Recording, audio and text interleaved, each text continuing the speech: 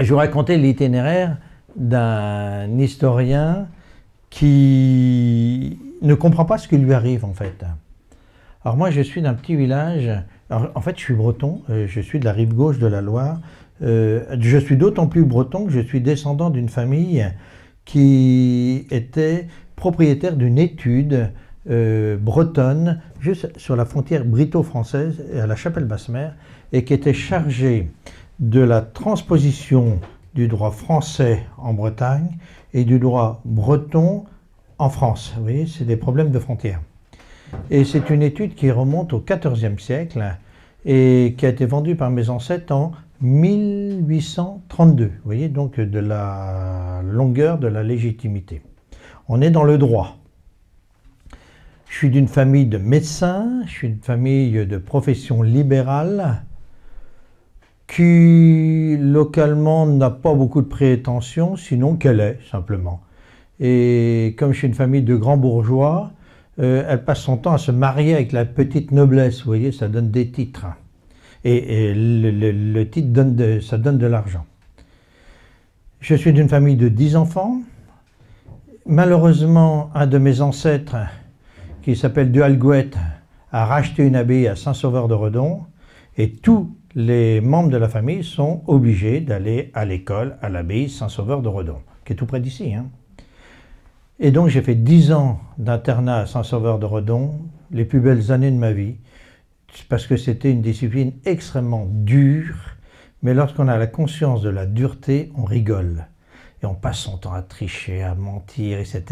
En fait, c'est dans les écoles religieuses qu'on apprend tout cela et on devient intelligent parce qu'il y a l'autorité et vous voulez être, du verbe exister. Ensuite, je suis allé à l'université et à l'université, je me souviens de mon premier cours à Villejean. J'arrive avec mes éléments de langage, comme on dit. Je suis d'une famille de catholiques traditionnelle, enfin ça ne se pose même pas à l'époque. Et le premier cours en histoire, je ne comprends rien. Je ne comprends pas les mots, je ne comprends pas les concepts. Il faut dire que je suis à Villejean. Hein. Je ne comprends rien. Sauf que les eudistes, à l'époque, avaient conscience de cela, c'est-à-dire qu'ils nous donnaient une formation complète, d'excellence, mais pas adaptée. Et en fait, il faisait l'adaptation par l'intermédiaire d'un grand professeur de l'université de droit qui s'appelle Louis Bernard Mer, je ne sais pas s'il y a des juristes ici, et il nous formait au marxisme. Donc on était formés, nous catholiques, au marxisme, dans une arrière-salle de café rue du général Patton à Rennes. Et en quelques semaines, j'ai appris ce qu'était le marxisme, que je ne connaissais pas, et je suis devenu excellent dans les cours, parce qu'en fait, à l'université, à l'époque, et malheureusement c'est toujours vrai dans les sciences molles, on ne vous demande pas d'être intelligent, on vous demande de répéter ce que le professeur veut entendre. Si vous avez pigé ça, vous serez les meilleurs élèves au monde. Et donc j'ai toujours été le meilleur élève au monde parce que j'ai pigé cela. Donc j'ai fait plusieurs universités, plusieurs... on appelait ça UER à l'époque, parce que je m'ennuyais un peu, parce que c'est un peu mécanique, routinier, pas très intelligent, pas très subtil, mais bon, bref, on se forme. Et puis un jour, je me retrouve en 5e année d'histoire avec un professeur qui s'appelle Jean Meyer.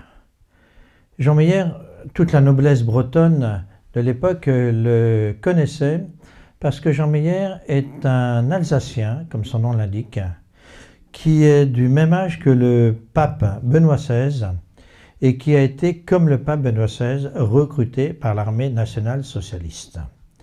Donc cet homme qui a 18 ans se retrouve sur le front de l'Est. Et bien entendu, il ne veut pas servir l'armée allemande, donc il va réussir à s'échapper et aller dans l'armée soviétique. Il va devenir capitaine de l'armée rouge. Puis bien entendu, très rapidement, il comprend, au-delà du mythe, ce qu'est l'armée rouge. Il va de nouveau réussir à s'enfuir et il va servir l'armée britannique, l'armée américaine, et il va terminer sa carrière militaire comme sergent-chef de l'armée française. Vous voyez, il faut mieux être dans l'armée rouge à l'époque. Et puis une fois qu'il est, démobilisé, il va passer le concours de l'agrégation qu'il va obtenir et il va être affecté au lycée Clémenceau à Nantes.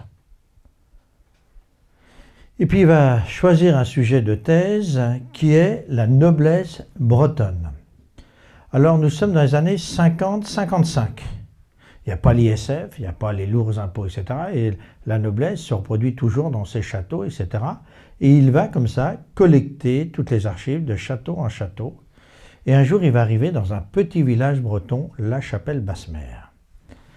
Et à La Chapelle-Basse-Mer, il va tomber dans le château de la famille Laennec. Alors tout le monde connaît René Laennec, le grand médecin, mais René Laennec avait un cousin germain qui était son chef de clinique, qui s'appelle Mériadec Laennec. Et Mériadec Laennec, c'est un grand chirurgien, mondialement connu, sauf en France, parce qu'il fait de l'ombre à son cousin germain. Et ça a été aussi un grand-maire et le président du Conseil général de Vendée, et c'est un président du Conseil général légitimiste. Puis bien entendu, Jean Meyer, il parle à l'héritier, etc. Et il découvre des documents extraordinaires dans le château Laennec.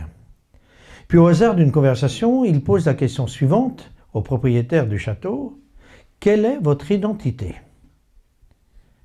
Et là, il s'entend répondre « Je n'ai pas d'identité ». Et Jean Meyer, qui est un intellectuel, il ne comprend pas la réponse, qui est une non-réponse. Il dit « Attendez, nous sommes en terre bretonne, là, et vous dites que vous n'êtes pas breton. » Je ne suis pas breton. Mais aussi, on est en terre vendéenne. Oui, je ne veux pas entendre parler de la Vendée. Ces quelques phrases vont changer ma vie. Ça se passe en 55. En 78, il me repose les mêmes questions parce qu'il se rend compte que je suis du même village. Et il me dit, quelle est ton identité? Sauf que moi, j'ai une formation et je lui explique que c'est compliqué. Parce qu'un Français ne peut pas comprendre mon problème parce que je suis à la fois breton et vendéen. Et là, ça l'intéresse. Il me dit, pourquoi tu es breton? Historiquement, je suis breton, pour les raisons que je viens de vous dire, parce que la Loire-Atlantique fait partie intégrante de la Bretagne. Il faut être énarque ou idéologue pour ne pas le savoir. Théoriquement, là, on devrait dire oui. Il n'y a pas de gens de l'Atlantique ici? Vous devriez dire oui, c'est vrai, vous avez raison, non? C'est bizarre. Et vendéen.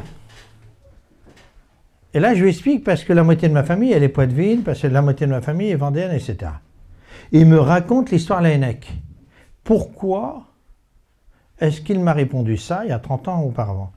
Et je réponds, parce que vous êtes un étranger. Et on ne fait pas confiance à un étranger, et en plus, vous êtes français. Et là, il me pose la question, est-ce que tu ne voudrais pas travailler sur la Vendée? Et là, je lui dis non, pour deux raisons. La première, parce que je suis vendéen, et que j'ai appris que, ça va vous parler cela pour ceux qui sont de la rive gauche, lorsqu'on traverse la Loire, puisque j'allais à Abbaye-Saint-Sauveur-de-Redon, on a honte d'être vendéen, parce qu'on est culpabilisé. Ça a beaucoup changé depuis 30 ans tout ça. Donc quand moi, à l'abbaye Saint-Sauveur-de-Redon, j'arrivais en disant « je suis vendéen », « ah, t'es ventre à chou », etc. « T'as trahi la France, t'as trahi, etc. etc. » Ah. Donc on a honte. Puis la deuxième chose, ce sont des histoires familiales. Ce sont des histoires qui nous sont propres et que personne ne peut comprendre à l'extérieur de la famille. Une de mes ancêtres, ça va vous situer, est les Mercier des Rochettes, qui sont les seigneurs des Lucs sur Boulogne. Vous savez, les 656 personnes qui ont été massacrées, une partie de ma famille a été massacrée aux Lucs. Et là, il comprend que je n'irai pas vers ce sujet. Je ne peux pas y aller à la fois intellectuellement et psychologiquement. Mais comme c'est un intellectuel, il a soif de réponses. Et il se dit, tiens, voilà vraiment l'homme qu'il me faut, parce qu'il existe, il a conscience des choses, mais il faut que je le fasse parler. Et il m'a eu d'une manière très simple. Comme j'étais en droit en même temps, il me dit, écoute, officiellement, Les universitaires expliquent qu'on ne peut pas faire de sujet à l'université sur la Vendée parce qu'il n'existe pas de documents sur la Vendée. Est-ce que tu pourrais m'aider au moins à répondre à cette question? Est-ce que oui ou non, il existe une documentation sérieuse sur la Vendée? Ça va vous sembler très curieux tout ça parce que maintenant on maîtrise tout. Mais en 1978, on ne maîtrisait rien. Quel était le discours sur la Vendée en 1978? Que ce soit de gauche ou de droite, que ce soit des républicains comme des monarchistes, la guerre de Vendée est une guerre civile atroce, mais avec des excès de chaque côté. C'était ça le discours, je parle aux plus anciens. Ça a beaucoup évolué depuis, hein, je répète. Et là, je dis, ok, très bien.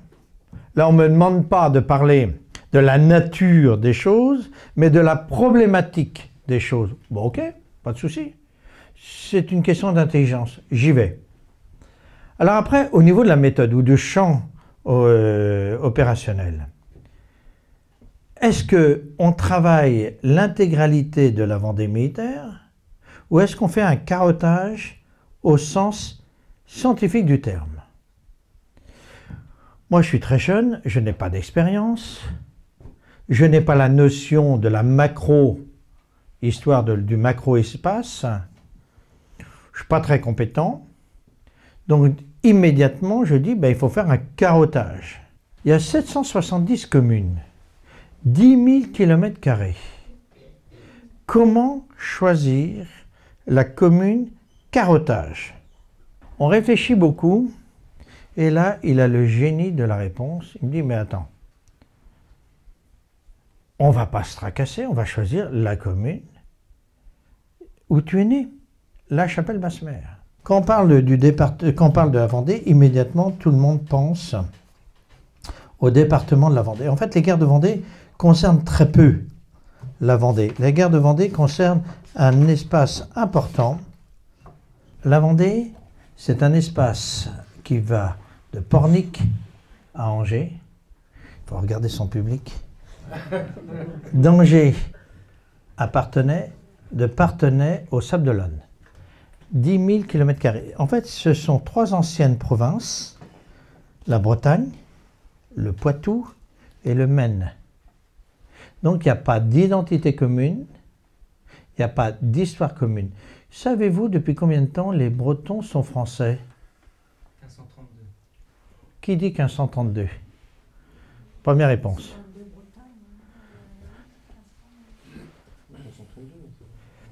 Si je te pose la question, t'es d'où toi? De la Garge de Bretagne. T'es breton ou pas? Oui. Oui. Depuis combien de temps t'es français? Depuis que je suis arrivé au monde. Ah, c'est...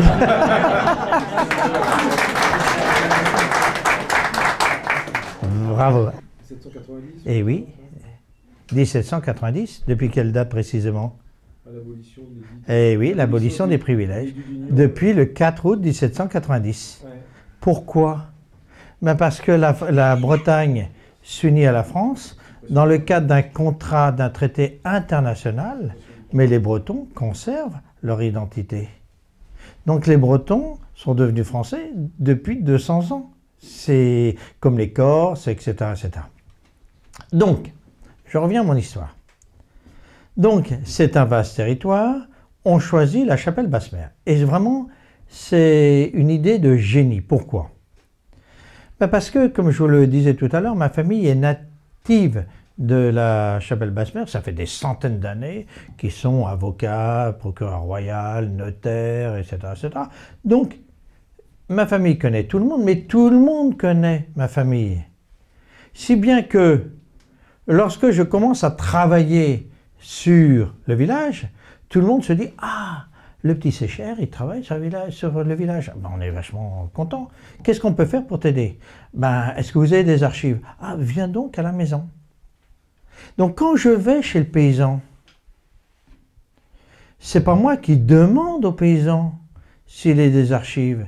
C'est le paysan qui me dit « Voilà mes archives. » Quand je vais voir le maire me dit « Viens baiser un coup dans la cave. » Vous savez ce que ça veut dire?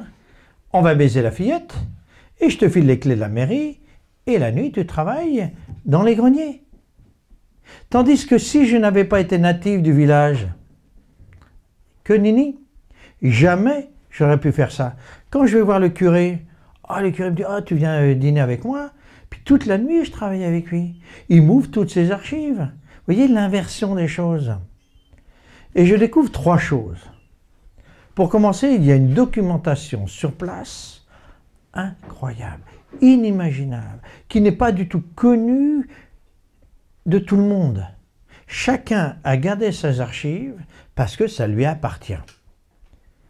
La deuxième chose que je découvre, c'est qu'au-delà de la commune, il y a pléthore de documents dans la documentation, tant publique que religieuse.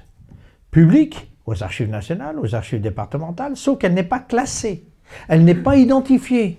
Parce qu'on arrive avec des brouettes, on les balance, mais personne ne sait que Jean-Noël Jouy, par exemple, habite le village de Beauchêne. Ça ne parle pas à personne, personne n'a vu que c'était à Chapelle-Basse-Mer. Quand moi je vais aux archives, immédiatement, j'identifie les choses. Et puis au niveau international, parce que personne n'y avait pensé, il y a des tas d'archives au Vatican, mais il y a des tas d'archives aussi dans les communautés religieuses qui sont parties exilées en 1905, etc. Donc tout s'ouvre. La mémoire populaire est intacte. La mémoire populaire est intacte, ça veut dire que lorsque j'arrive chez le paysan, je vais raconter une histoire très précise, un jour j'arrive dans la vallée et on m'a dit d'aller dans une ferme parce que l'homme qui est là est ancien et il a une mémoire incroyable. Donc j'arrive à sa porte, je frappe, le monsieur est assis dans sa cheminée, il y a encore le sol en terre battue. Immédiatement, quand il me voit, il m'identifie. Ah bonjour, c'est là, pourquoi tu viens me voir? Je viens vous voir parce que, paraît-il, vous êtes une mémoire. Ah, il me dit, il n'y a pas de souci, assieds-toi. On est dans la cheminée, hein. Il y a un petit feu, lui il a sa chaise, et moi dans la chaise. On ne voit rien dans la maison. Puis il commence à me raconter ces histoires. Et à un moment donné, il éclate de rire en me disant « C'est comme ton ancêtre, en 1832, qui a été exécuté par ses propres troupes en étant maire. » Je lui dis « C'est quoi cette histoire ?» Et il me raconte une histoire inimaginable. C'est-à-dire que mon arrière-arrière-grand-père était nommé par le roi Louis-Philippe comme maire du village et il a été exécuté par ses soldats. Je reviens à la maison, je raconte ça à ma grand-mère qui me dit « Jamais entendu parler de cette histoire ». Puis j'arrive aux archives départementales et par hasard, je tombe sur ce dossier que je vous raconte. Mon arrière-grand-père, il est légitimiste. Le maire, n'oubliez pas que les maires à l'époque sont nommés par le pouvoir central jusqu'en 1884. Hein. Le maire légitimiste, c'est-à-dire sous Charles X, bien entendu, il est remercié par Louis-Philippe, et puis Louis-Philippe essaye de trouver quelqu'un d'autre. Puis personne ne veut être maire d'une commune qui est plutôt légitimiste. Mais le notaire, il a une charge, il est obligé d'obéir. Comme mon arrière-grand-père est notaire, on lui dit, bah, tu seras maire. Il n'est pas très content, mais il est maire. Quand la population apprend ça, ben, elle se soulève contre le maire. Puis le maire, évidemment, est terrorisé, donc il va envoyer son valet chercher les militaires au chef-lieu de canton. Donc les militaires arrivent, les gendarmes, puis mon arrière-arrière-grand-père se précipite en disant « Oh, je suis là », puis il pense que c'est un vendeur, boum, il le tue. Tout le village a éclaté de rire, sauf nous. Et on l'a oublié. Vous voyez ? Donc la mémoire est extrêmement précise, c'est ça que je veux dire. Qu'est-ce qui a tué la mémoire d'ailleurs? Vous avez un ordre d'idée? Pourquoi est-ce qu'on n'a plus de mémoire dans nos villages, dans nos familles? Je vous pose la question. Quel est le grand criminel qui a tué la mémoire? La télévision, Internet. La télévision, Internet. Le chauffage. T'es venu à une de mes conférences, le chauffage central. Et je vous explique pourquoi. Moi, j'ai vécu dans une grande maison, il n'y avait pas de chauffage. J'ai vécu à l'abbaye Saint-Sauveur-de-Rozon, il n'y avait pas de chauffage. Bien. Donc, dès qu'il y avait un peu de feu, tout le monde se retrouvait autour du feu. Le feu, c'est quoi? Ben, c'est la cuisinière. Mais le jour où il y a le chauffage central, dans toutes les pièces, eh bien, c'est l'explosion du noyau familial qui va aller dans sa chambre, et puis après, c'est la télévision, etc. Mais la télévision, c'est là, ce n'est qu'une conséquence. c'est le chauffage central qui est le grand criminel, qui est le grand meurtrier de la mémoire populaire. Alors, une fois que je reconstitue les archives, la masse documentaire, une fois que j'ai fait toute mon enquête au niveau de la population, c'est un puzzle et je reconstitue l'histoire de la chapelle Basse-Mer. Et je me rends compte de deux choses. La chapelle Basse-Mer, c'est l'Iré. Vous savez, l'Iré, Bonbon l'Iré, tout ça. C'est des pays tranquilles qui se reproduisent au rythme des saisons, au rythme des crues de la Loire, etc. C'est pas des villages de violence, c'est des villages paisibles. Sauf que, dans le village de la chapelle Basse-Mer, je me rends compte qu'il y a un avant et un après. Et au cœur de ce avant et de ce après, dans la conscience collective, il y a deux dates, 10 et 17 mars 1794. Qu'est-ce que retient la mémoire populaire? Elle retient que le 10 et le 17 mars 1794 est arrivée l'armée française qui a massivement tué, et la population se rappelle principalement les femmes et les enfants. Et deuxièmement, elle a massivement détruit les maisons. On ne sait pas les quantités, on ne sait pas les nombres, mais on se souvient de cela. Bien, c'est un acte majeur. Puis tout le 19e siècle, tout le 20e siècle va se positionner par rapport à ces deux dates. Je vous ai dit tout à l'heure que le maire m'avait donné les clés de la mairie. Le seul élément de cahier des charges que j'avais, c'était d'éteindre les feux quand je partais. C'était du temps où il y avait de bons maires. Ils faisaient confiance à la population qu'ils représentaient. Puis un jour, en fouillant les archives, je vais tirer derrière une poutre un document exceptionnel. C'est le registre du curé, ou directeur, puisqu'on est en Bretagne, clandestin de la chapelle Basse-Mer, Pierre-Marie Robin. Et dans ce registre, il a noté scrupuleusement toutes les naissances, tous les mariages et tous les décès. Et là, il raconte qu'il y a eu 800 morts entre le 10 et le 17 mars 1794. Il les liste. Donc, nous avons pour la première fois un chiffre par rapport à la population existante. Alors, vous me direz, oui, c'est le nombre de morts. Mais est-ce qu'on a une idée du nombre d'habitants existants? Ben oui, c'est très simple. Il suffit de faire tout un calcul scientifique par rapport aux actes de baptême, parce qu'à l'époque, il dit acte de baptême, dit acte de naissance. Et donc, on a 800 morts sur une population de 3250 personnes. Je ne sais pas si on se rend compte de l'importance. Quand on fait de la recherche scientifique, on est toujours servi par le hasard avec un grand B. Quelques jours plus tard, le maire m'appelle en me disant « Mais écoute, Reynald, il faut que tu viennes samedi, on ira baiser la fillette dans la cave, comme d'habitude. » J'ai eu, hier, un fou qui est venu dans mon bureau, qui n'a même pas frappé la porte, qui me dit « Est-ce que vous connaissez Reynald Secher ?» Et l'autre, il dit « Ben oui. » Presque malheureusement, je le connais, parce que sans arrêt, il me pose des questions. Ben, vous lui donnerez ce document-là. Ce document-là, c'est ça. Et quand il me donne, le maire, le document, c'est la liste de l'habitat existant à la chapelle Basse-Mer qui a été détruit lors du passage des colonnes infernales. Et on a une liste comme ça de 365 maisons. Sauf que ce monsieur, je ne sais pas qui il est, et je n'ai pas la référence du document. Donc, en tant que scientifique, je ne peux pas l'exploiter. Vous vous rendez compte? Le hasard fait bien les choses avec un grand P. Quelques jours plus tard, je vais à une réunion à Nantes, et je vois ce vieux fou, comme il l'appelait, le maire, qu'en fait un grand médecin, le médecin général Carré, pour ceux qui l'ont connu, qui me dit « Vous êtes Reynald Secher ?» Oui. « Est-ce que le maire vous a donné le document que je lui ai remis pour vous ?» Je dis oui, très bien. Mais vous avez trouvé où ce document? 2R124 à Nantes aux archives. Ah ben ça y est. On a une référence. Mais quelle est l'origine du document? Ah, ça c'est extraordinaire. Personne n'en avait jamais parlé.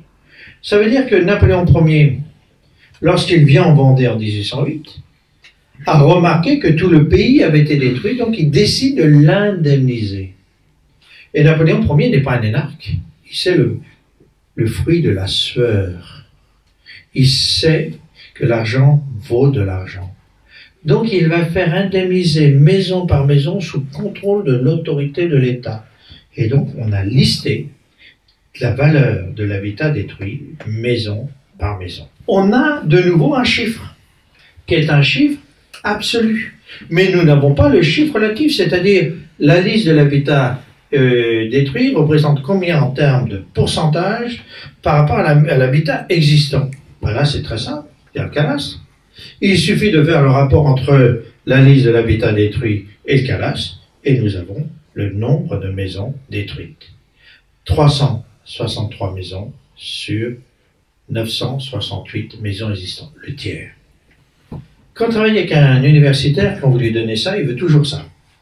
Donc il me dit quelle valeur? Où?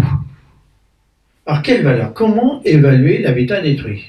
Je vous ai dit que j'étais le descendant du notaire de l'époque. On a toutes les archives dans le grenier.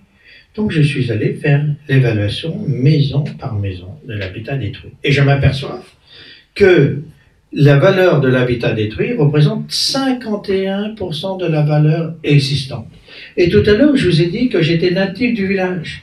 Donc quand moi, je vois telle maison à tel endroit, immédiatement, je sais où c'est. Donc, je peux ainsi reconstituer l'itinéraire des colonnes infernales, mais aussi la localisation, et je m'aperçois que ce sont principalement les bourgs et les grands hameaux qui ont été détruits.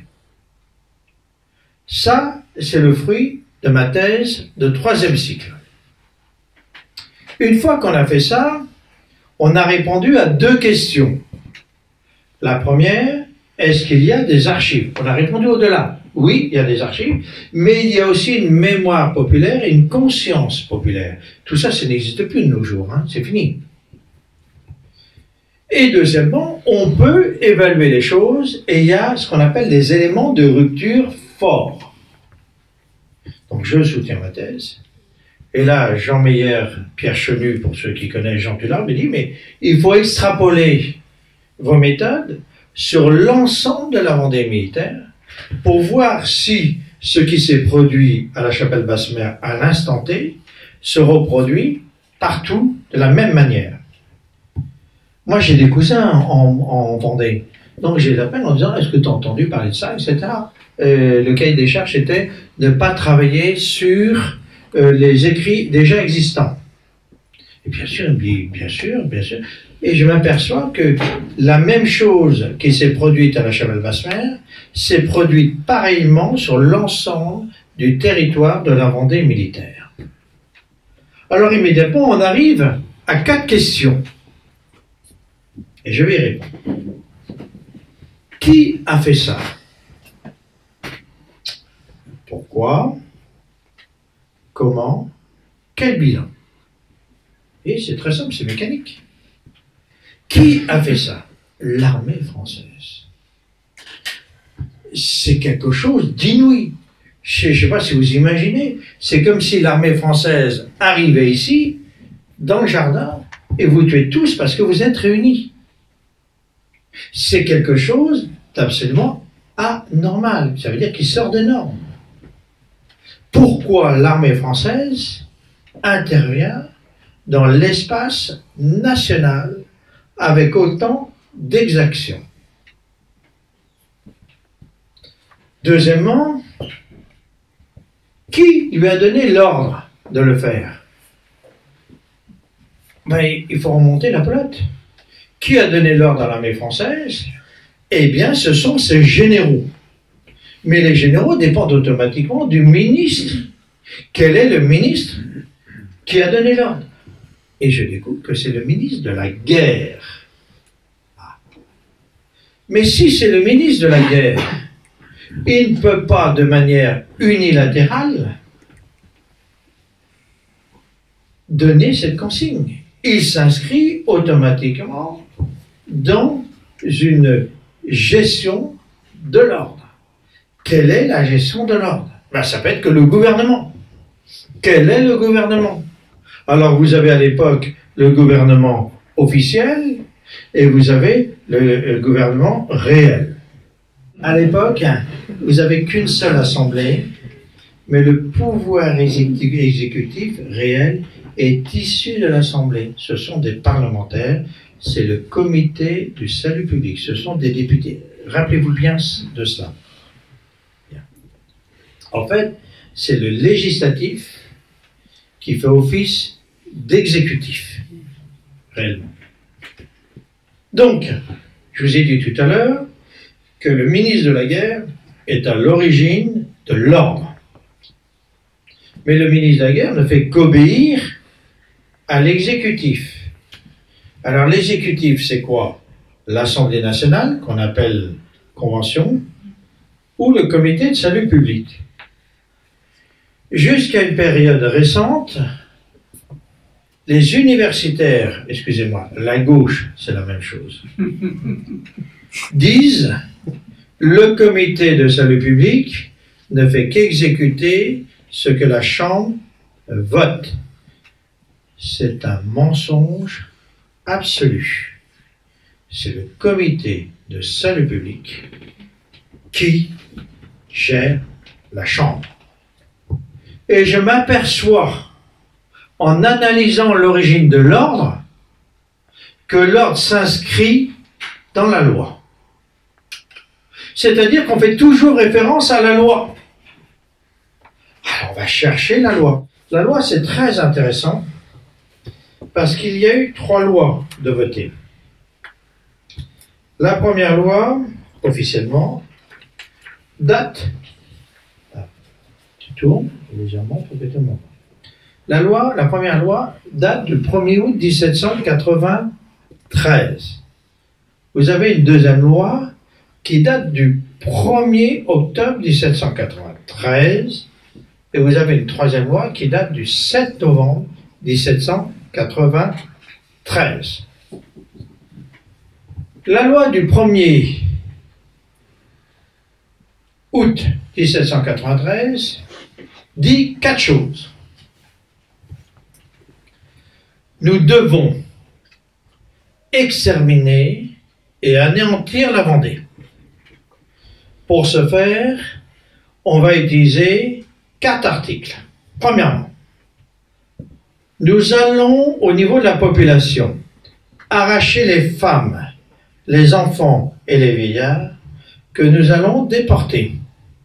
Et on tue tout le reste. C'est-à-dire tous ceux qui n'ont pas été déportés sont à exterminer. La deuxième chose que l'on décide, c'est de nationaliser tous les biens de la Vendée et de tout détruire pour faire en sorte que les gens ne puissent plus se nourrir. La troisième chose que l'on fait, on décide de régénérer l'armée française, c'est-à-dire de la décapiter pour virer tous ceux qui ne pensent pas bien, pour mettre ceux qui pensent bien, c'est-à-dire ceux qui sont favorables à l'extermination. Et quatrièmement, on fixe une échéance pour arriver au résultat.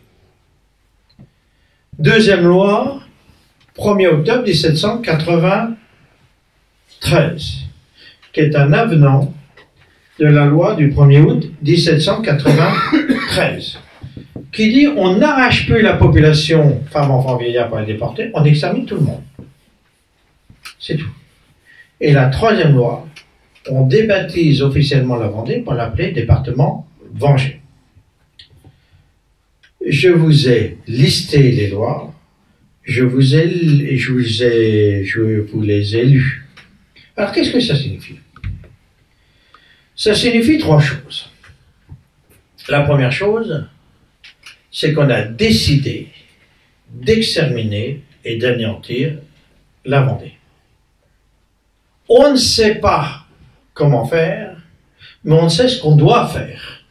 Et dans un premier temps, effectivement, on se dit, pareil, pour des raisons humanistes, on va séparer les femmes, les enfants et les vieillards du reste de la population. Puis on se dit, mais en fait, on constate que plus on tue les femmes, les enfants et vieillards, ou plus on veut les arracher, plus la résistance est violente. Donc on se dit, allez, que nini, on arrête tout ça, on tue tout le monde. La deuxième chose, en termes de méthode, de moyens, quand on nationalise tous les biens et qu'on détruit tout, les gens vont crever de faim. Et il reste le problème de l'armée française. C'est-à-dire que l'armée française de 1793, c'est l'armée française de l'Ancien Régime. Est-ce que c'est bien de tuer un homme? C'est sûr? Bien. On va retenir cette réponse. Et tu as raison, pour un chrétien, c'est normal de ne pas tuer. Et pourquoi on ne tue pas un homme? Parce que c'est humain. Et oui, et pourquoi? Parce que c'est le Fils de Dieu. Parce qu'il est Dieu lui-même. Donc c'est le respect de la vie. Donc, comment peut-on obliger l'armée française chrétienne à exterminer son frère? Ben, c'est pas possible. Donc on se dit, on va supprimer tous les chefs pour nommer des gens qui sont favorables à l'homme nouveau. Et quatrièmement, eh ben on met en avant une échéance. Ben voilà. C'est-à-dire que l'extermination et l'anéantissement de la Vendée est légale.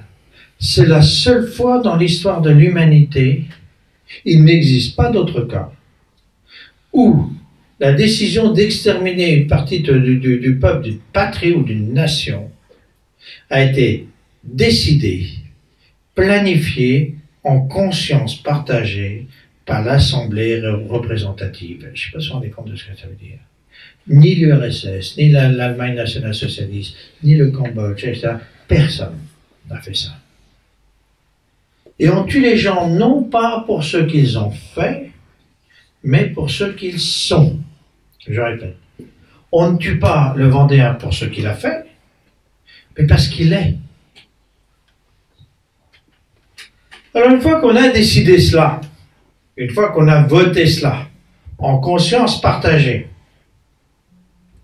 reste le problème, c'est vrai. Comment va-t-on le faire? C'est la première fois dans l'histoire de l'humanité qu'on tue les gens pour ce qu'ils sont. On ne sait pas comment faire. Et d'autant plus qu'on a un cahier des charges, le moins de morts possible chez les meurtriers. Alors on va beaucoup réfléchir. Donc qu'est-ce que j'ai fait avec ces archives? Je suis venu avec un appareil photo et systématiquement nous avons pris tout ce qui était anormal, c'est-à-dire qui sort des normes. Et nous avons ainsi reconstitué les dossiers et on s'est rendu compte, en fait, c'était tous les dossiers des plans d'extermination. Et là, on s'est rendu compte qu'il n'y avait pas un plan d'extermination, mais 4 plans d'extermination. Le premier plan d'extermination, je vous ai dit que la loi datait du 1er août 1793. En fait, la loi a été préparée par le comité de salut public le 26 juillet 1793. L'idée, elle était très simple. On arrache les femmes, les enfants et les vieillards qu'on déporte, mais en partant du principe qu'on prend en faucille par l'Est et le Sud la population, c'est-à-dire qu'on avance comme ça. Partant du principe que le Nord, la Loire est infranchissable, vous savez, la Loire c'est un petit fleuve canalisé, mais il n'a été canalisé qu'en 1848. Mais avant, il était absolument infranchissable. Puis bien entendu, à l'ouest, vous avez l'océan Atlantique. Donc l'idée c'était, on tue et on noie. Ça demande des hommes et ça demande du temps. Bien. Une fois qu'on a fait cela, on se constate que l'on échoue. Par contre, les gens ont constaté que la nature de la guerre civile avait changé. Donc les gens paniqués décident de traverser la Loire à Saint-Florent-le-Vieil. On en reparlera de Saint-Florent-le-Vieil. Alors lorsqu'on traverse la Loire à Saint-Florent-le-Vieil, il y a 2 problèmes. Le premier problème, c'est que je ne suis pas là. Parce que si j'avais été là, j'aurais dit qu'il ne fallait surtout pas traverser à Saint-Florent-le-Viel. Pourquoi? Parce qu'à Saint-Florent-le-Viel, c'est à l'est de l'ancienne frontière britanno-française. Pourquoi est-ce que je dis ça? Parce que jusqu'en 1532, la Bretagne est ennemie à la France, mais la France est aussi ennemie à la Bretagne. Donc ça veut dire que de chaque côté, on a construit des forteresses. Fougères, Combourg, etc. Ça veut dire que lorsque on traverse à l'est, ça fait qu'on ne peut pas revenir parce que toutes les forteresses, les lieux militaires sont occupés par l'armée française. Et c'est pour ça qu'ils ricochent sans arrêt, sans pouvoir pénétrer. Et c'est pour ça qu'ils restent à l'extérieur de la Bretagne. Or, c'était la Bretagne qu'il fallait soulever. Et si j'avais été là, je l'aurais dit. Bon, 200 ans trop tôt. La deuxième chose, c'est comme ils vont là, mais sans conscience, ils se rendent compte qu'ils ne peuvent pas aller à l'ouest. Ils vont essayer d'aller vers le nord. Puis ça donne tout le désastre que vous connaissez. Puis à la fin, simplement, on va réussir à franchir cette frontière, et ça va être le massacre de Savenay. Mais, ah non, je te rémunère, n'oublie pas. Mais, on a décidé, c'est fondamental, de créer un deuxième plan d'extermination qui concerne exclusivement les populations qui ont traversé la Loire. Ce plan date du 11 novembre 1793. Ce plan est très simple, retenez-le bien. On fait appel à l'armée de l'Est, qu'on va utiliser sous forme de plan masse, qui tombe sur les Vendéens et qui tue tout le monde. Ce qui donne le fameux rapport de Westermann, que je vais vous lire. Le général Westermann donc fait son rapport au comité de salut public. Il n'y a plus de Vendée, elle est morte sous notre sabre libre avec ses femmes et ses enfants. J'expliquerai ça plus tard. Je viens de l'enterrer dans les bois de Savenay suivant les ordres que vous m'avez donnés. Tous les mots sont importants. J'ai écrasé les enfants sous les pieds des chevaux, massacré les femmes qui au moins pour celles-ci n'enfanteront plus de brigands. Je n'ai pas un prisonnier à me reprocher. Troisième plan. Les deux plans premiers sont dus au comité de salut public. Le troisième plan est dû à un militaire. Ce militaire, c'est Turreau. Turreau, c'est un militaire d'Ancien Régime. C'est un militaire, contrairement à ce qu'on dit, de valeur. C'est un militaire de conscience, même si sa conscience est hostile à la Vendée, et c'est un homme de devoir. J'ai retrouvé son acte de nomination dans les petits bouts de papier. Il date du 27 novembre 1793, signé par Barrère, Billaud-Varenne, Carnot et Robespierre. Il est nommé donc fin novembre. Il prend son commandement, effectivement, fin décembre. Qu'est-ce qu'il a fait entre le fin novembre et le fin décembre? Eh bien, il a fait une chose très simple. Il est allé à Paris. Et il est allé voir les membres du comité de salut public en leur disant « Qu'est-ce qu'il faut que je fasse ?» On leur dit « Tu oublies que tu es un officier d'Ancien Régime. Ta mission, c'est de tuer, de tuer, de tuer. Brûler, brûler, brûler. » Comme je vous ai dit tout à l'heure, c'est un stratège. Il va se précipiter en Vendée et il va constater trois choses.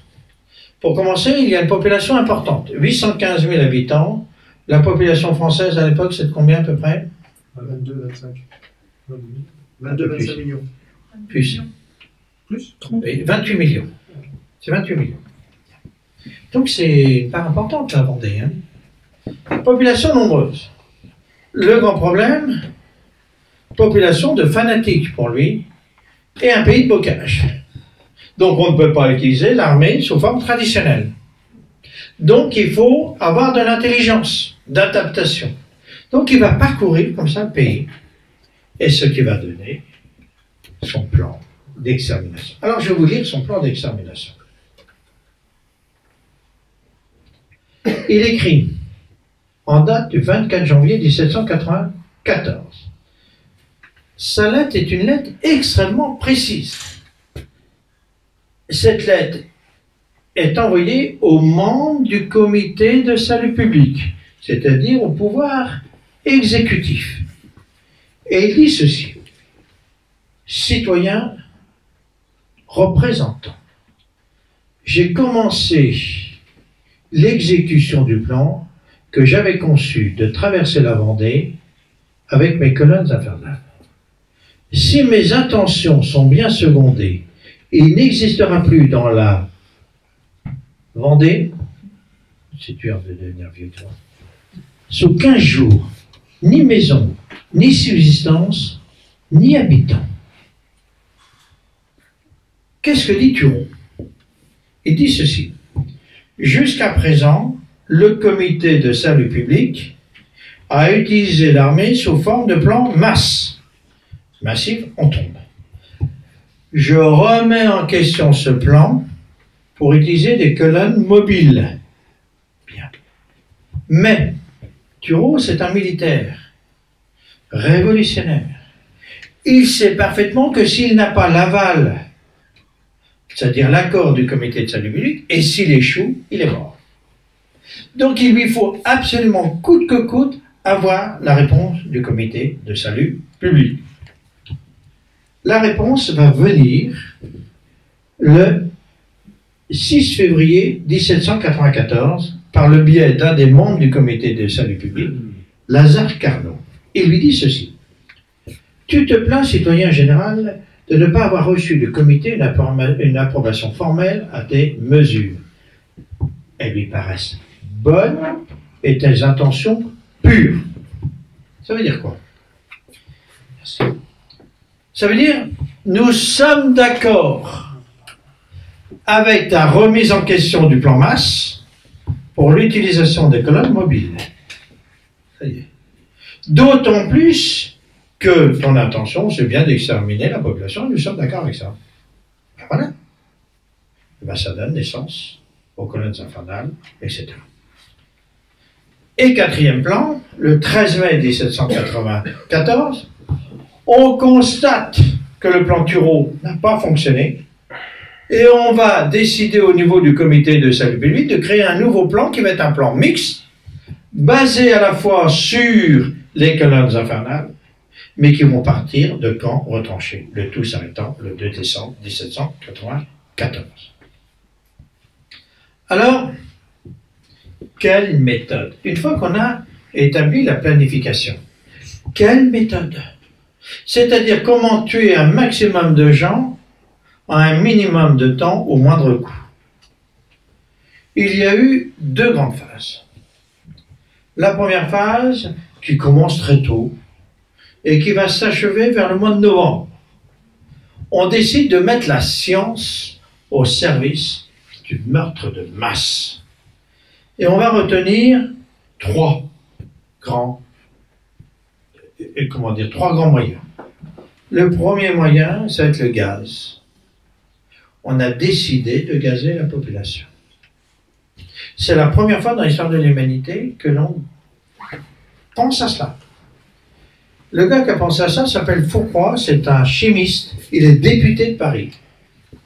La ville de Paris l'honore toujours, c'est le fondateur du gaz, pour l'extermination. Il a sa statue au sein de l'hôtel de ville de Paris. Si vous allez à l'hôtel de Paris, faites le tour, et vous verrez sa statue érigée sur l'hôtel de ville.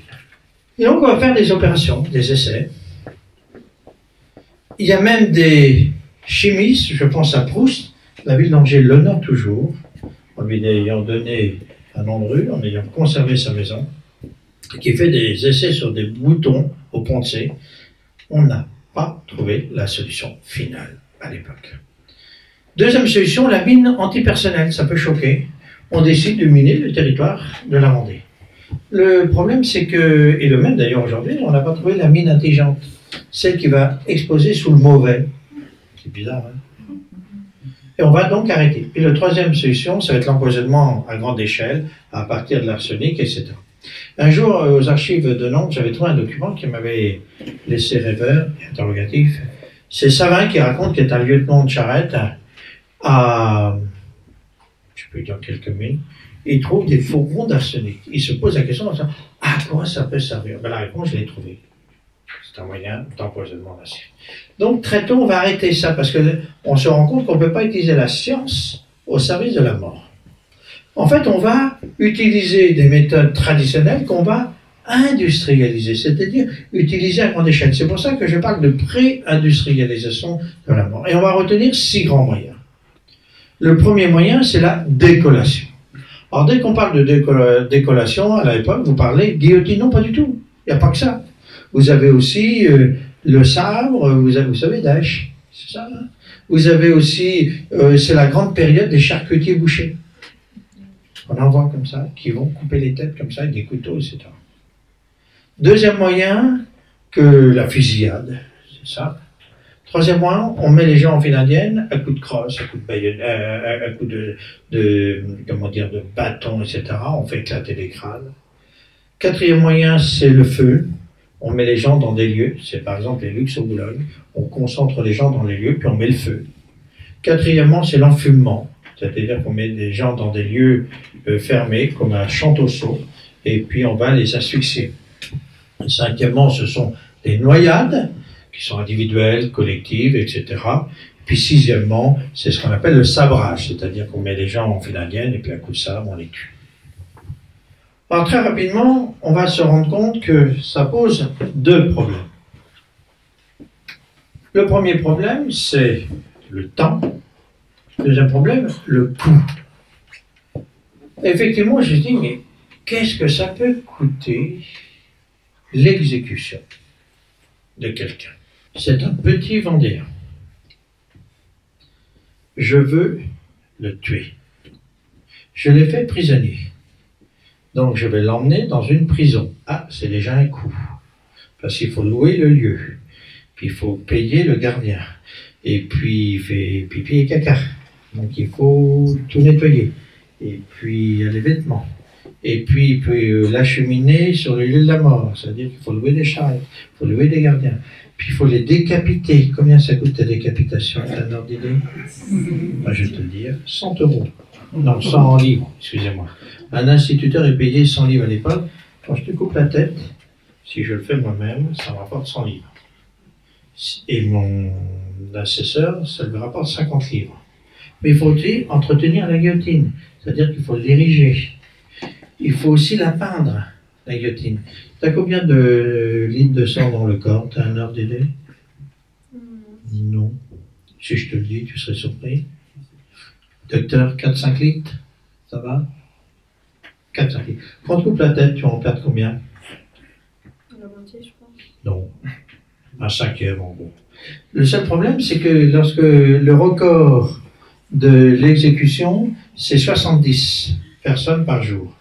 Ça fait minimum 70 litres à 240 litres. On n'a pas le toit à l'égout à l'époque. On n'a pas le retraitement de l'eau.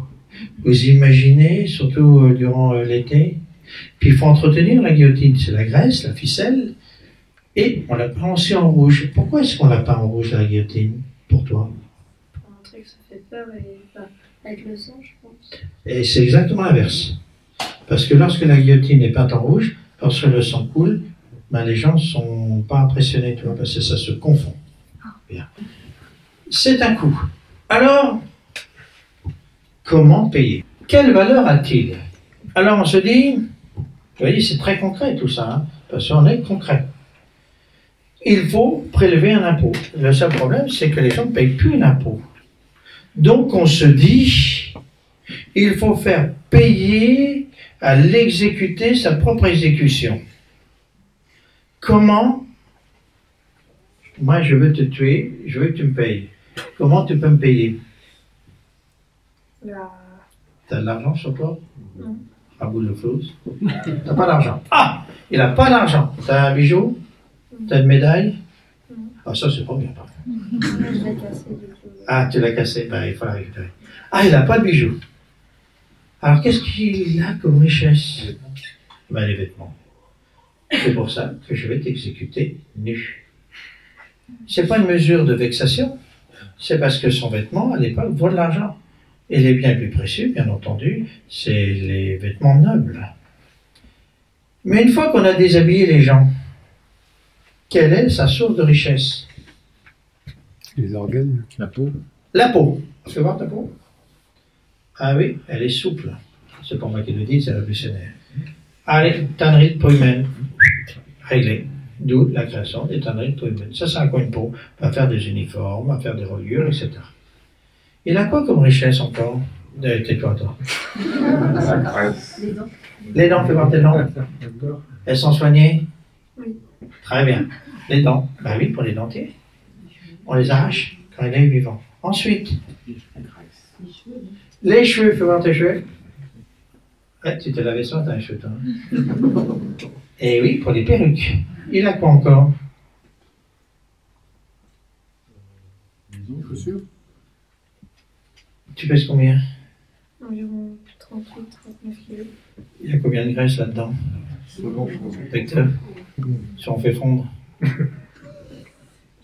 5 kilos. 5 kilos de graisse. Je vais te faire fondre 5 kilos de graisse. Tu te rends compte de la valeur que tu as? Ah, c'est toi. Pourquoi je le tue? Parce que tu as fait quelque chose, parce que tu es et tu penses. Chrétien. Eh oui, tu as répondu. Bien sûr, parce que tu penses, parce que tu es différent. Donc voilà. Une fois qu'on a fait ce constat, il faut évaluer les choses. Le génocide franco-français de la Vendée-Angers, s'il vous plaît. Il faut évaluer les choses. C'est-à-dire, je vous ai dit qu'à la Chapelle-Basse-Mer, je savais exactement le nombre d'habitants exterminés parce que j'ai trouvé les registres. Je savais le nombre d'habitants, je savais le nombre d'habitats détruits et je savais le nombre d'habitats existants. Est-ce que l'on peut extrapoler sur l'ensemble de la Vendée militaire? Ben oui, en utilisant les mêmes méthodes. Sauf que sur 110 communes sur 770, nous avons les registres clandestins paroissiaux, les Luxe-sur-Boulogne par exemple, qui nous donnent deux renseignements majeurs. L'idée de la Révolution, c'était d'exterminer, on revient ici, les femmes de préférence et les enfants. Pourquoi est-ce qu'il faut tuer d'abord les femmes? Pour plus qu'elles fassent d'enfants. Elles font les enfants, pour le moment. Et les enfants. Ah oui, on est chez les fous. Pour que ça fasse moins d'humains. Oui, d'accord. Et pourquoi est-ce qu'on tue les enfants? Pourquoi est-ce qu'on voudrait te tuer? Parce qu'après, il y aura moins de descendance et puis... Et oui, c'est vrai. Et aussi, pourquoi? Parce que tu penses.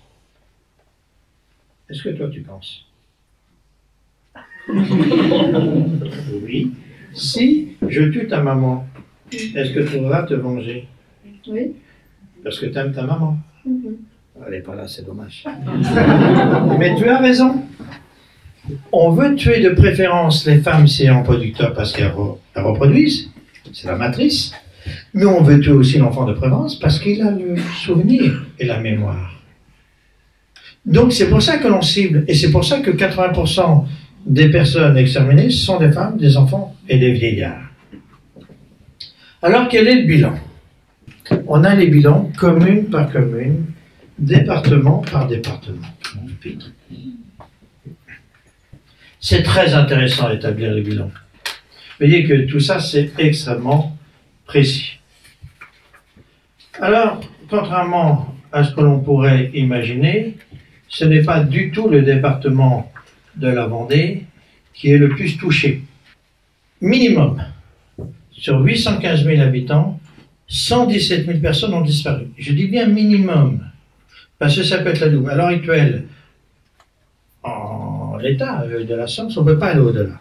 Hein. Mais peut-être que demain, on pourra aller plus loin grâce à la généalogie. Le département le plus touché, en absolu, c'est le Maine-et-Loire, 44 000 habitants au moins. Ensuite, la Vendée, 30 000, 31 000. La Loire inférieure, 27 000. Les Deux-Sèvres, 16 000. Le Maine-et-Loire perd 20% de sa population. Je ne sais pas si on décompte, c'est colossal. Les Deux-Sèvres, 16. La Loire inférieure, 13. Et le département de la Vendée, 11 simplement. Vous voyez ? Alors, il n'y a que la Vendée Nord qui a été touchée. Au niveau de l'habitat, là, c'est pareil. Au niveau de l'habitat, nous avons bien les deux chiffres, avec comment dire, une certaine relativité, parce que malheureusement, on n'a pas tout l'habitat détruit, parce qu'on n'a pas l'habitat du Maine-et-Loire. Proportionnellement, ce sont les Deux-Sèvres qui sont le plus dévastés, 35% de l'habitat, la Vendée, 10-18%, la Loire inférieure, 16%.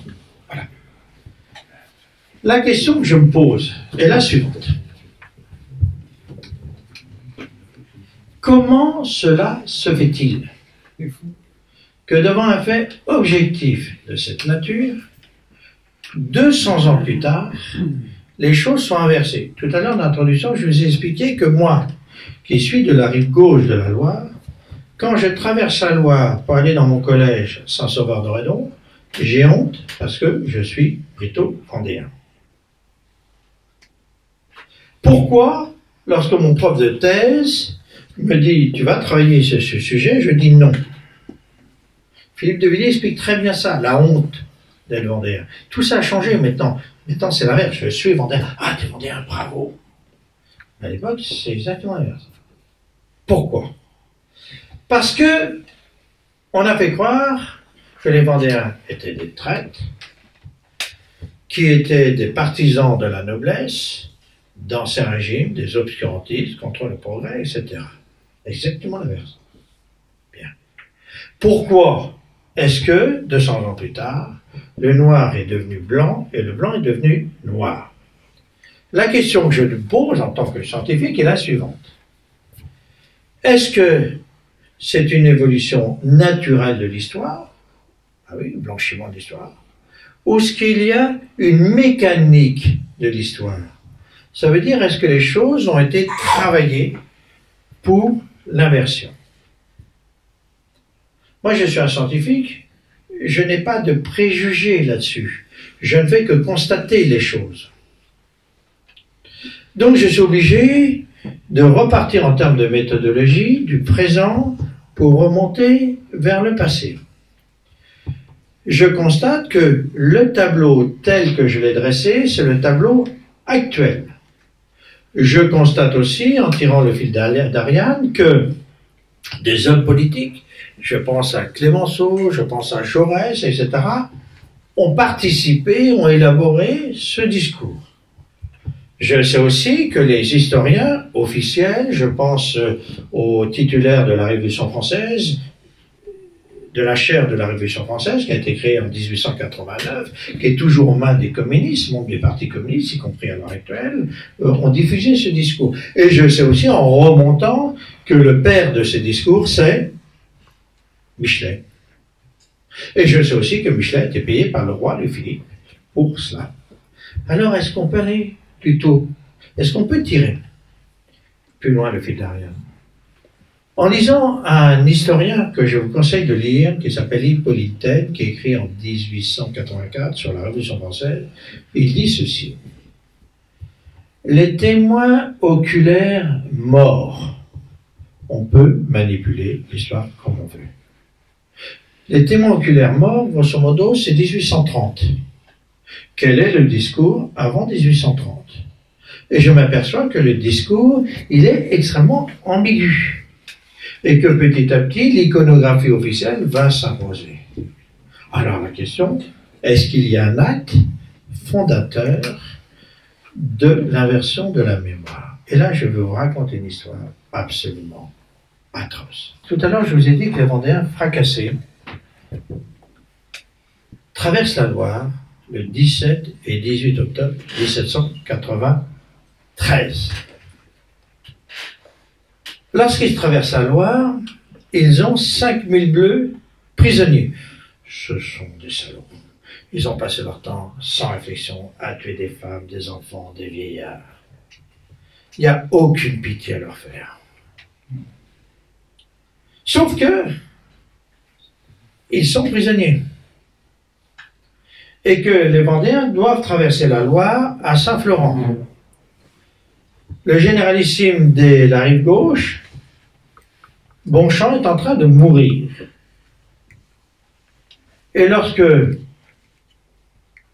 c'est un chrétien, lorsqu'on meurt, qu'est-ce qui se passe? Tu vas au catéchisme? Oui. Oui. Tu meurs, ton âme va où? Bah, au ciel. Au ciel. Et le ciel, il y a qui? Il y a un patron. Ça s'appelle comment? Jésus. Jésus. Et qu'est-ce qui se passe?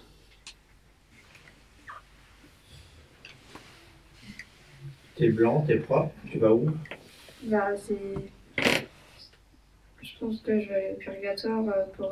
Non, mais-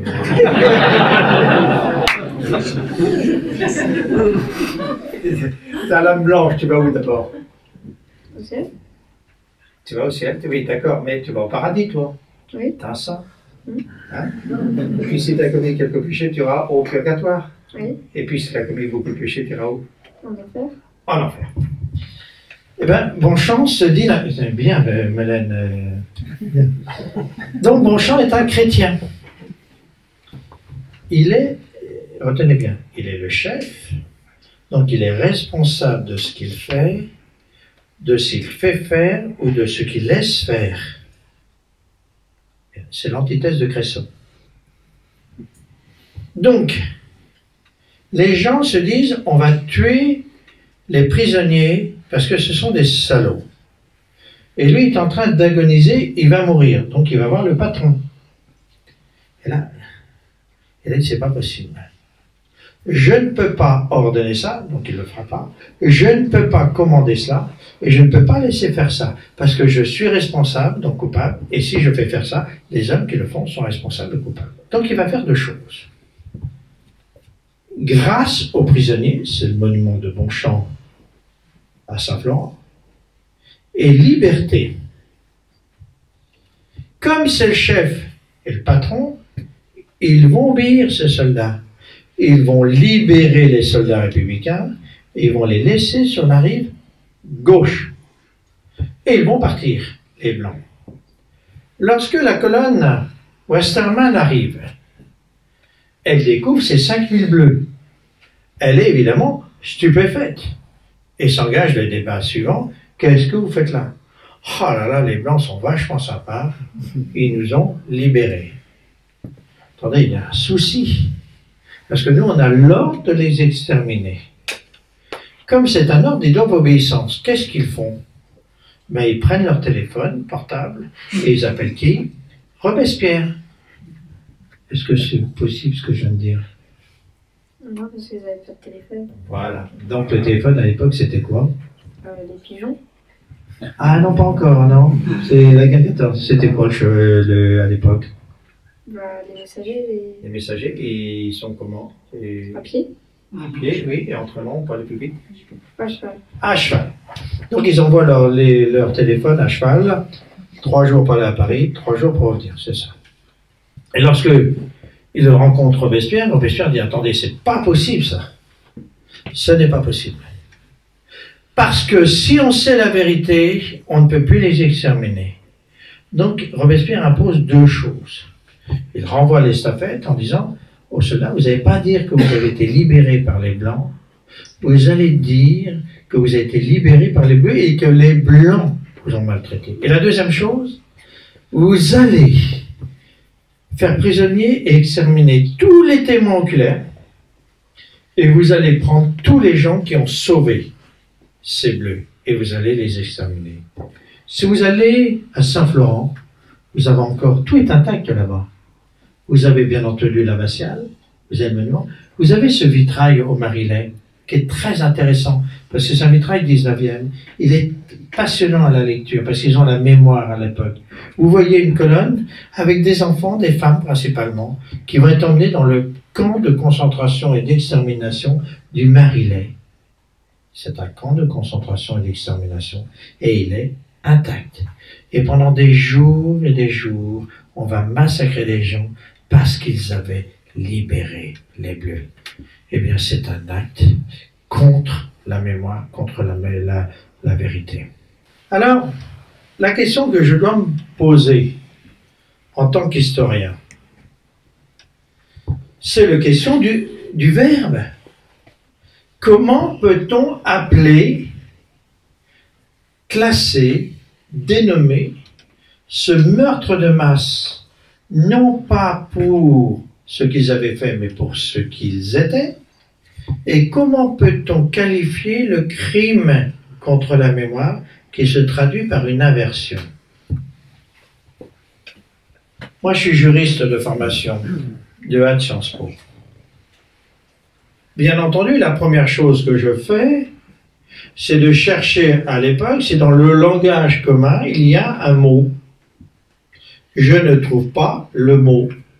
Donc j'essaye de comprendre si au 19e siècle, si au 20e siècle, il y a des gens qui ont réfléchi sur la terminologie de ce meurtre de masse. Je répète, non pas pour ce que les gens avaient fait, mais pour ce qu'ils pensaient. Puis je tombe bien entendu sur les massacres des Arméniens. Et je découvre une histoire qui est la suivante, c'est que le consul américain Davis constate bien qu'il y a meurtre de masse programmé par le gouvernement turc, et lui il cherche un mot, il ne trouve pas le mot. Et il va y appeler ça par des mots bâtards, meurtre de masse, etc. Il ne trouve pas le mot. Et un peu plus tard, sous le communisme, il y a des gens qui cherchent les mots.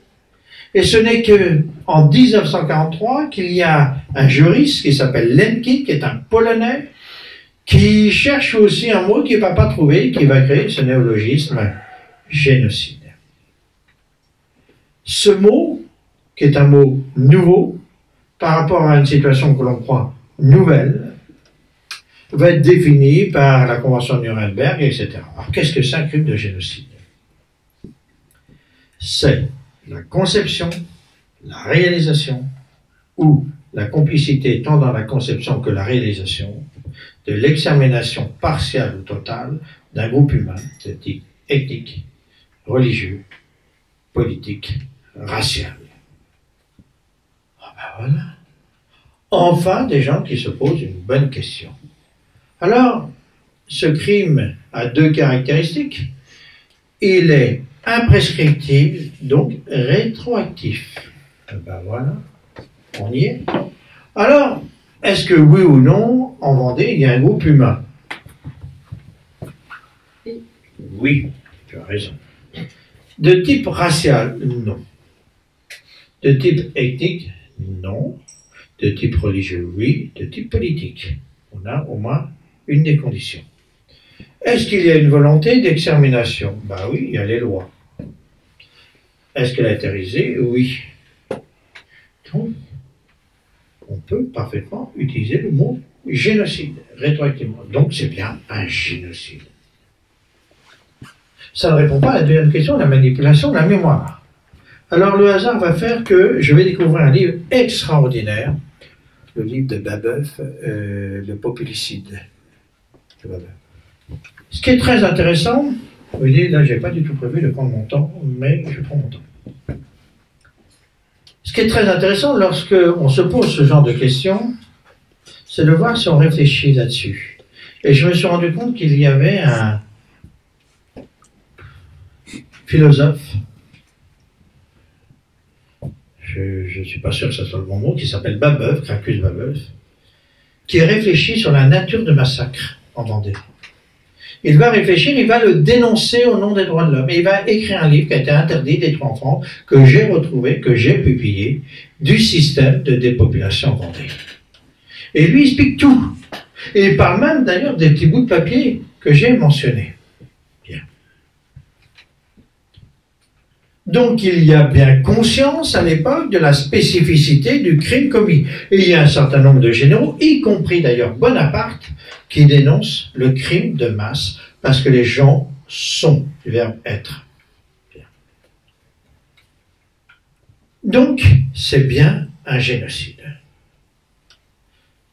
Tout récemment, il y a 4 ans, je rencontre un haut fonctionnaire français qui est spécialiste de ces notions, qui travaille auprès des tribunaux internationaux, qui s'appelle Jacques Villemain.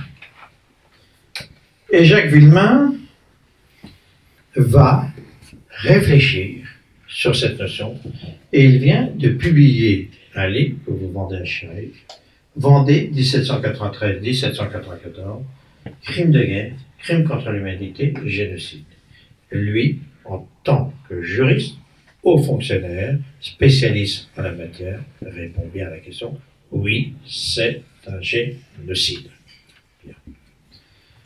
Il reste le problème de la mémoire. Comment peut-on qualifier le problème de la mémoire? Voilà le livre de Gracchus Babeuf. C'est extraordinaire ce livre. À l'heure actuelle, on a recensé 11 livres originaux de Gracchus Babeuf. Tout le reste a été détruit parce que la France ne voulait pas laisser de traces. Comment qualifier le meurtre de la mémoire? Alors là aussi, je fais comme Babeuf, je fais comme Davis, etc. Je cherche un mot. Je n'en trouve pas. Donc, si je n'en trouve pas, ben, je dois en inventer un. Donc, j'invente le mot mémoricide.